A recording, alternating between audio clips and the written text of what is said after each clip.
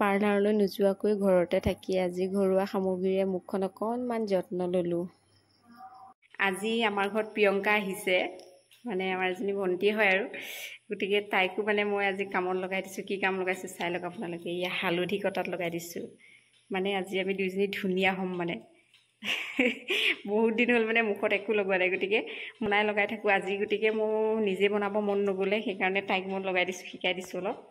ইয়াতে হালধি কাটি আছে পূৰা, আৰু এতিয়া মানে সেই সৰু সৰুকৈ কাটি লৈ পেলাই এতিয়া এইখিনি মিক্সিত দি পেলাই ধুনীয়াকৈ ইয়াৰ ৰসটো উলিয়াই ল'ম। হৈ গ'ল এয়া হালধি। এতিয়া এইখিনি ইয়াৰ পৰা ৰসটো উলিয়াই ল'ব লাগিব।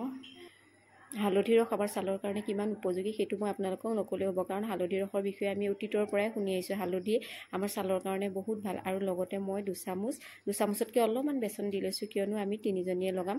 আৰু লগতে মই 1.5 চামুচ নেমু ৰস দি লৈছোঁ। আপোনালোকে কিমান লগাব সেইটো নিজৰ অনুপাতে ল'ব, আৰু কাৰণ আমি তিনিজনীয়ে লৈছোঁ দেখি অকণমান সৰহকৈ লাগিব। আৰু লগতে 1 চামুচ মৌ দি লৈছোঁ।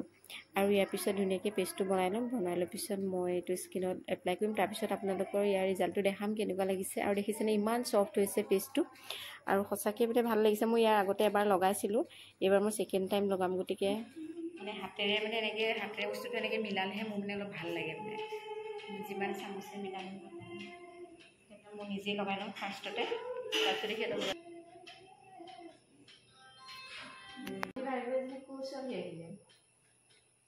সেইজনী প্ৰিয়ংকা দাস। ঘৰৰ পৰা যাওঁতে বোলো বেলেগ আছিলে দেখিবলৈ, এতিয়া বোলো বেলেগ হৈ গ'ল দেখিবলৈ। প্ৰিয়ংকা দাস চিনিব নোৱাৰা কৰি দিম।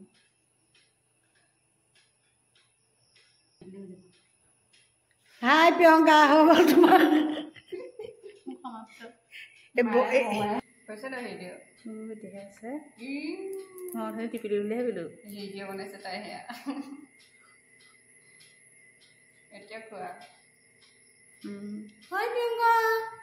হাই, কি লগাইছে এইবোৰ? বেচন হালধি বগা হ'বলৈ খুব লগাইছে আপুনি। খুব বগা হ'ম এতিয়া। মাক হুমুৱাই থাকা, আমাৰ গছনি খুব হুমুৱাইছিলে নহয়। মই নাহাঁহো।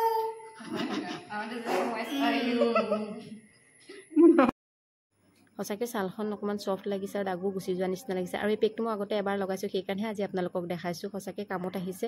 কিন্তু এনেকৈ ঘৰুৱা সামগ্ৰী লগালে আপোনালোকে ডেইলি নলগাব, এমাহত এবাৰ বা দুবাৰহে লগাব। কিয়নো ডেইলি লগাম বুলি ক'লে অকল হালধিৰ ৰসটোহে আমাৰ ছালৰ কাৰণে ভাল, বাকী মৌ হওক বেচন হওক সেইবোৰ সদায় লগোৱা বস্তু নহয়। আৰু তাৰপিছত মই জভিছৰ টনাৰ অকণ লগাই লৈছোঁ, কিয়নো পেক লগোৱাৰ পিছত ছালৰ আমাৰ নোমৰ গুৰিবোৰ খোল খাই যায়। গতিকে পেকটো লগোৱাৰ পিছত এনেকৈ টনাৰ লগাবলৈ প্ৰিয়ংকাকো অকণমান টনাৰ মাৰি দিছোঁ। আৰু তাৰপিছত আপোনালোকৰ নিজে যি মইশ্চাৰাইজাৰ ক্ৰীম লগাই সেই মইশ্চাৰাইজাৰ ক্ৰীম আপোনালোকে লগাই ল'ব পাৰিব। গতিকে